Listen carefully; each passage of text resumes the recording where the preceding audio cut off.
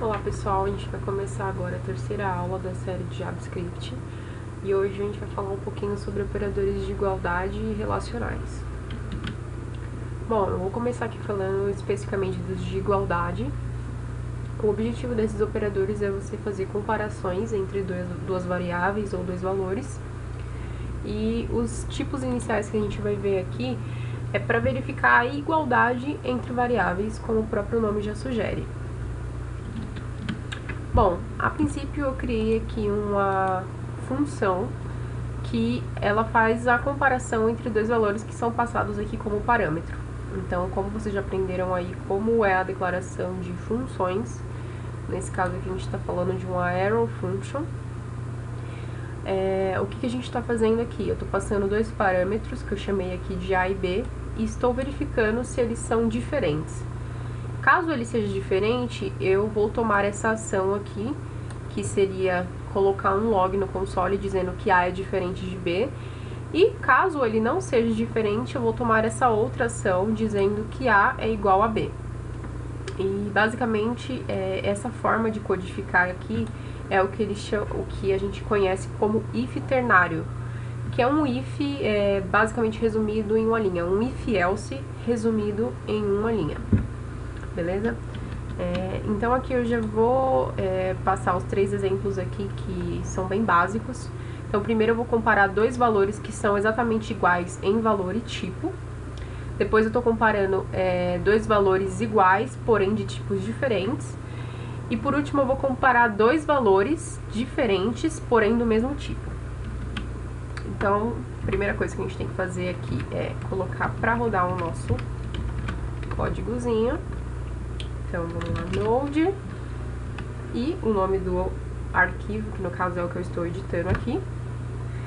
E aí a gente pode ver aqui que a saída aconteceu por conta da chamada aqui dessas três funções, né? Eu chamei aqui 3 vezes a função e ele me trouxe 3 retornos aqui. No primeiro caso, dois valores iguais de mesmo tipo, 1 é igual a 1, é básico.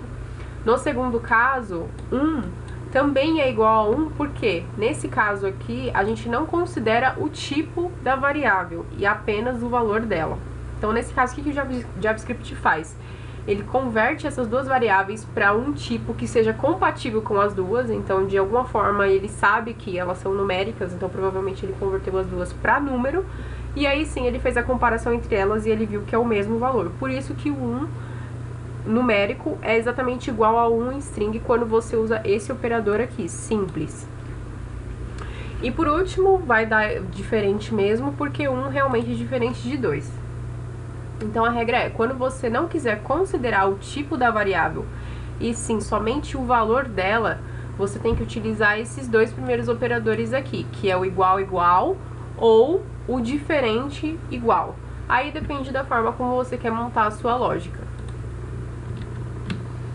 E aqui só para complementar também, eu estou utilizando aqui, fazendo um exemplo com o igual igual, para mostrar para vocês que nesse caso aqui ele também vai mostrar o log no nosso console. Então na comparação simples é considerado valor. Nesse caso aqui ele deu true e por isso ele entrou nesse ramo aqui de código e fez o log no console.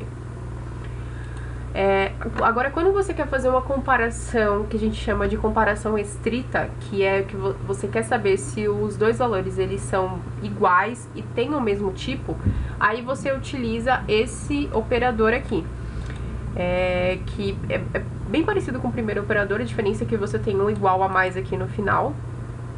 E o que ele faz é justamente isso, ele faz uma comparação estrita entre os valores que estão sendo passados. Eu busquei aqui os mesmos exemplos que a gente colocou acima pra gente ver a diferença quando a gente chama essas duas funções.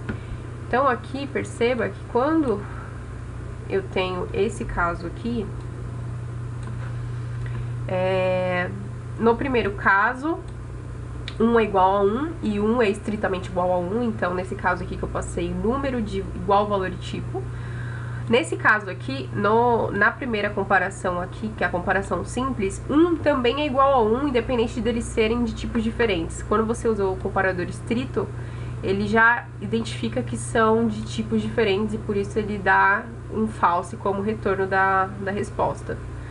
E aqui 1 é diferente de 2 porque o valor por si só já dá essa condição de diferença. Outro exemplo aqui passando a comparação estrita utilizando igualdade. Só para vocês verem aqui a saída. Então aqui ele verificou que 1 numérico é igual a esse 1 numérico. E por isso ele conseguiu logar esse consolezinho aqui, que é a comparação estrita considerado o valor e tipo da variável. E aí agora a gente entra um pouco na parte dos relacionais. Também servem para fazer comparação entre dois valores, só que são formas diferentes, né? Naquele caso você quer ver se um valor é exatamente igual ao outro. Nesse caso aqui você avalia se um valor ele é maior que outro, ou menor, depende da situação do seu código. E aí aqui eu criei 4 funçõezinhas que elas retornam um booleano como resposta. E ela faz a comparação entre dois valores que são passados como parâmetro para essa função. Então aqui eu tenho a função é maior, que verifica se o número A é maior que B. É menor, verifica se A é menor que B. Maior ou igual e menor ou igual, respectivamente. A única coisa que muda na estrutura da função é só o operador que eu utilizei aqui.